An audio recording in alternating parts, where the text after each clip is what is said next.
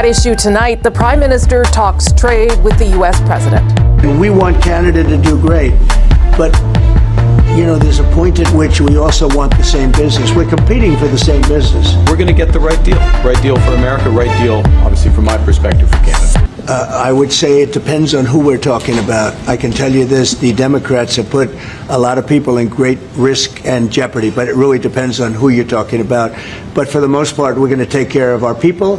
There are some people that really don't deserve to be taken care of, and we'll take care of them in a different way. It was supposed to prove America's strength, but instead, it exposed its weakness. What began as a promise to rebuild the U.S. economy has now turned into a story of overreach, backlash, and humiliation. For the first time, the White House is being forced to reconsider its own tariff policies, and at the center of it all stands one man, Mark Carney. Inside the Oval Office, the president's America First performance collided with the quiet, calculated discipline of Canada's leadership. The contrast could not have been sharper. For years, Donald Trump built his political identity around spectacle. The dramatic announcements, the public signing ceremonies, the booming speeches about winning and putting America first.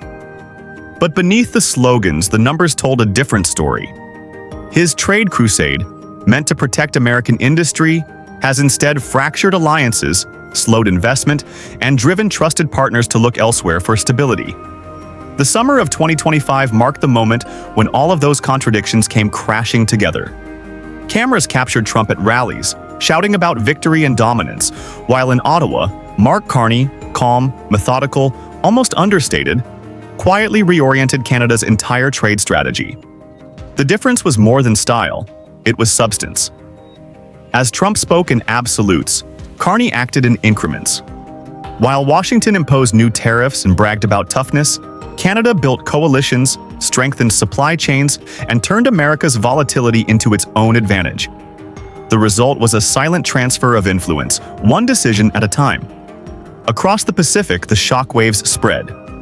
In Seoul, South Korea began rethinking its automotive partnerships after U.S. tariff hikes made car components costlier. In Tokyo, Japan slowed down its long-term investment commitments, wary of sudden American reversals. And while Asian markets hesitated, Canada moved in, offering itself as the dependable middle ground, a country stable enough for business, yet close enough to North America to keep operations efficient. Slowly, the world's confidence began to shift. Meanwhile, back in the United States, the economic consequences of the tariff war were impossible to ignore. American manufacturers who once cheered the president's hardline stance began to suffer. Auto parts became expensive, steel prices climbed, and small factories in Michigan, Ohio, and Pennsylvania, the very regions that formed the backbone of Trump's support, began to lose contracts.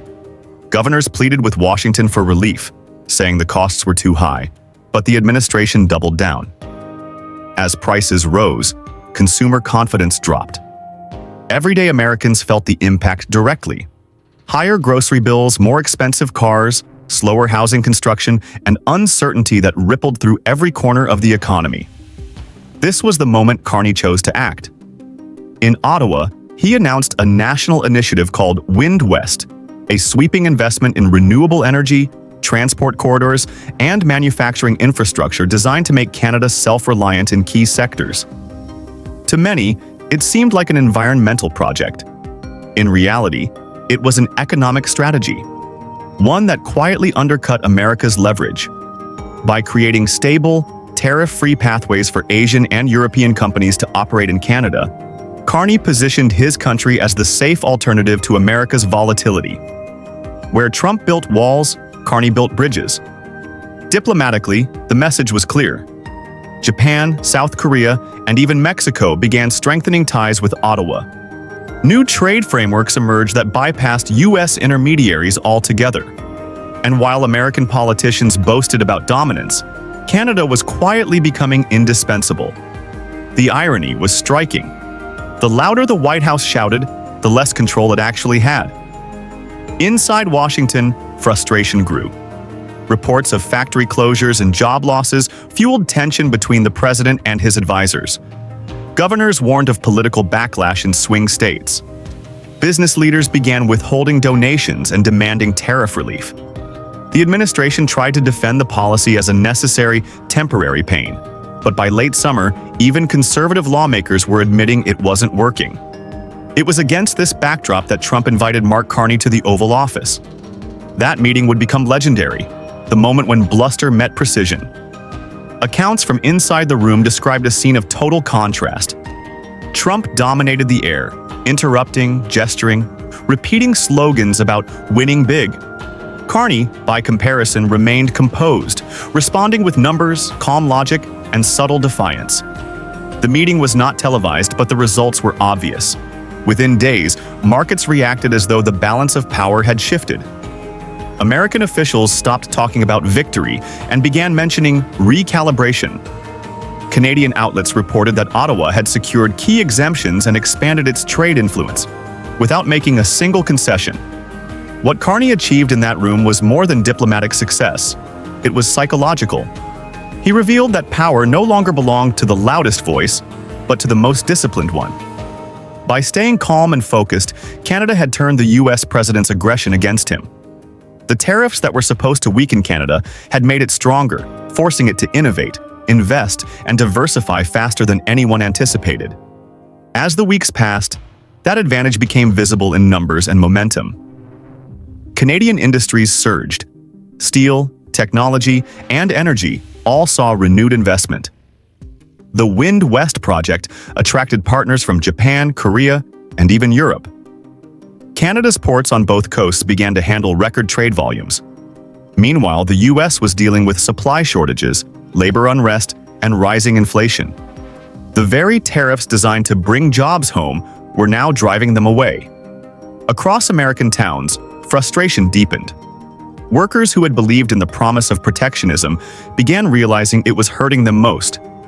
In places like Detroit, Cleveland, and Pittsburgh, factories reduced shifts and moved operations to Canada or Mexico.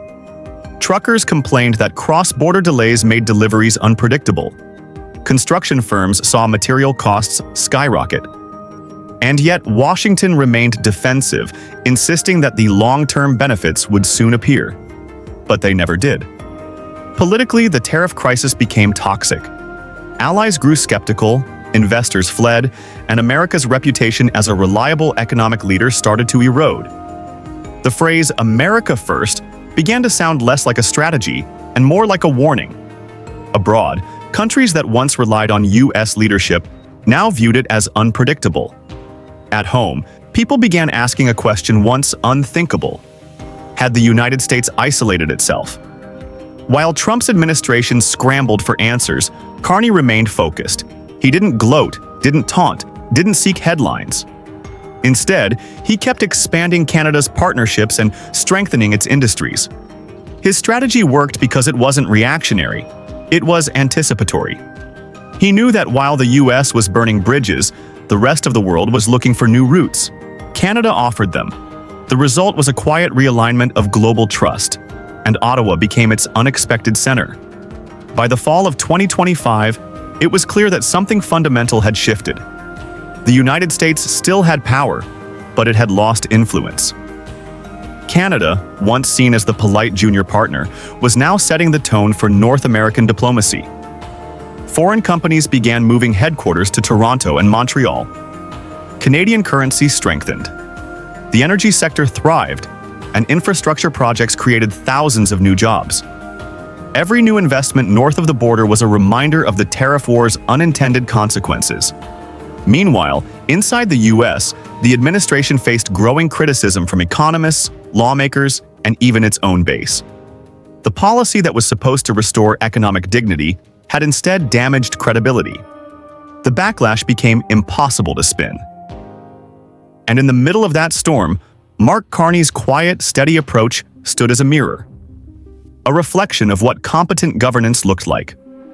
When the two leaders met again later that year, the tone was dramatically different. Trump, facing mounting political pressure, offered temporary tariff suspensions on select goods. Carney agreed to discuss it, but on Canada's terms. The symbolism was powerful. For decades, Washington had dictated conditions to Ottawa. Now, the roles were reversed. The United States was negotiating from a position of weakness. Across the border, Canadians felt a sense of pride rarely seen in global politics. For years, they had watched their country overshadowed by American bravado. Now, through patience and planning, Canada had earned something more lasting: respect. The Carney model became a talking point across the world, a reminder that, in the modern economy, stability is the new strength. As the months went on, the economic trends reinforced the point. Canada's trade diversified. Foreign direct investment reached record levels. American exports to Canada fell. Inflation in the U.S. persisted. And behind every statistic lay the same moral: power used recklessly eventually weakens itself. Trump's tariff strategy had not made America stronger. It had accelerated its isolation. For ordinary people, the consequences were tangible: higher costs, fewer jobs, and growing uncertainty about the future. Yet for Canada, the moment was transformative. The country no longer defined itself in relation to the United States. It stood on its own terms with a clearer vision of what economic sovereignty could mean. The Oval Office meeting between Trump and Carney came to symbolize more than a diplomatic event. It marked a generational turning point. A loud president, defined by spectacle, met a quiet strategist, defined by substance. And when the noise faded, it was the strategist who prevailed. The deeper lesson of this moment isn't just about tariffs or trade, it's about trust. America's power was never only in its military or markets. It was in the belief that it could be counted on. Once that belief was shaken, allies began to drift, and competitors began to rise. The same tariffs that were supposed to bring factories home ended up exporting influence abroad. Mark Carney didn't defeat Trump in debate or in headlines. He outlasted him in patience. He understood something fundamental. In a world of uncertainty, calm leadership becomes its own currency. While the White House turned every negotiation into a performance, Carney turned every performance into an opportunity. That difference changed the direction of the continent. By the end of 2025, the White House finally began lifting some tariffs under the guise of policy adjustments. Officially, it was described as strategic recalibration. Unofficially, it was an admission of failure. Yet even then, Carney refused to gloat. In a short statement, he simply said, "Partnerships must be built on respect, not reaction." That single sentence captured the essence of his success and Trump's downfall. And that's why this moment will be remembered not as an ending, but as a turning point. The year when Canada stopped reacting to America and started defining itself. If you found this story illuminating, subscribe to Traveling Vibes for more deep geopolitical documentaries that reveal how leadership, economics, and global strategy shape the world we live in. Every week, we uncover the real stories behind the headlines. And this, perhaps, is one of the most important. That quiet strategy can outlast loud politics, and patience can still win in a world addicted to noise.